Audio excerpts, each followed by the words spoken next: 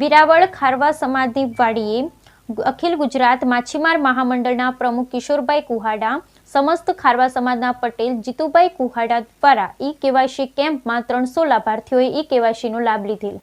આજરોજ તારીખ 3/12/2024ના રોજ વેરાવળ સમસ્ત ખારવા સમાજની વંડી ખાતે અખિલ ગુજરાત માછીમાર મહામંડળના પ્રમુખ કિશોરભાઈ કુહાડા તેમજ વેરાવળ સમસ્ત ખારવા સમાજના પટેલ અને વેરાવળ પાટણ સનાતન હિન્દુ સેવા સમાજના પ્રમુખ જીતુભાઈ કુહાડા દ્વારા ઈ-કેવાયસી કેમ્પનું આયોજન કરવામાં આવ્યું। આ આયોજનમાં વેરાવળના 300 જેટલા નાગરિકોએ આ ઈ-કેવાયસી કેમ્પનો લાભ લીધેલ તેમજ શ્રી અખિલ ગુજરાત માછીમાર મહામંડળના પ્રમુખ કિશોરભાઈ કુહાડા તેમજ વેરાવળ સમસ્ત ખારવા સમાજના પટેલ જીતુભાઈ કુહાડા દ્વારા આ ઈ-કેવાયસી કેમ્પમાં આયોજનમાં વધુમાં વધુ લાભ લેવા તેવી વિનંતી કરવામાં આવે છે। આ ઈ-કેવાયસી કેમ્પમાં સરકારી તંત્ર તેમજ ગીર સોમનાથ જિલ્લા કલેક્ટર જાડેજા સાહેબ તથા સિટી મામલતદાર શામળા સાહેબ તથા શહેર નાયબ મામલતદાર ખેર સાહેબ દ્વારા સહયોગ પ્રાપ્ત થયો અને વેરાવળના તમામ સમાજના કોલેજના ઈ-કેવાયસી કરવા માટે સમસ્ત ખારવા સમાજની વંડી ખાતે 3 દિવસનું આયોજન રાખવામાં આવ્યું હોવાનું પત્રકાર યોગેશ સતીકુંવરને જણાવેલ। બ્યુરો રિપોર્ટ સોની યોગેશ સતીકુંવર, વેરાવળ।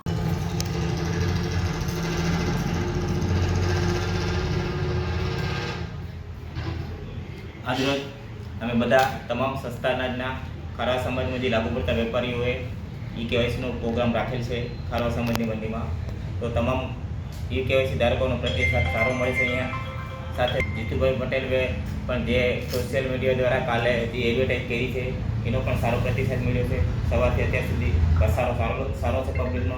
તો હવે આપણે જીતુભાઈને સાંભળીએ। મારું નામ જીતુભાઈ મોહનભાઈ કુવારે છે। હું વેરાવળ સમસ્ત ખારવા પટેલ છું।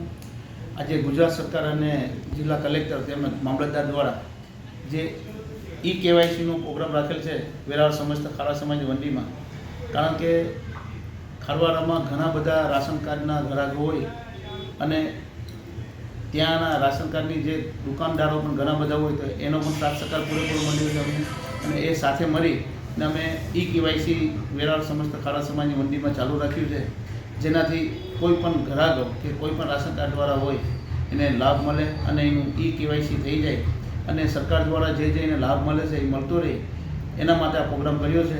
અને અત્યાર સુધી હું માનું છું કે 200 ઉપર થઈ ગયા છે અને સાંજ સુધી આજના એક જ દિવસમાં 400 ઉપરનો આંકડાઓ છે એવું મને લાગે છે।